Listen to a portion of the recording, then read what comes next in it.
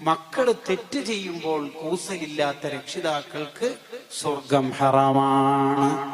മക്കളെങ്ങനെ മുടിമുറിച്ചാലും പ്രശ്നമല്ല, മോൾ ഏത് ഡ്രസ് ഇട്ടാലും പ്രശ്നമില്ല. അതാണ് വിശുദ്ധ ഖുർആൻ പറഞ്ഞത്, ഈ ആയത്തിന്റെ 2 വിശദീകരണങ്ങൾ.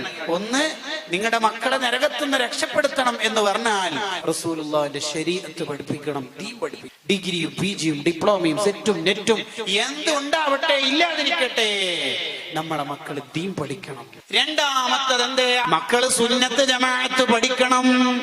ഇല്ലെങ്കിൽ ബിദ്അത്തുകാരായാൽ, അഹ്ലുൽ ബിദ്അഇ വൽ ളലാല, പിഴച്ച വർഗമായാൽ ആ മക്കള് തന്നെ എതിര് സാക്ഷി നിൽക്കുന്നതാണ്.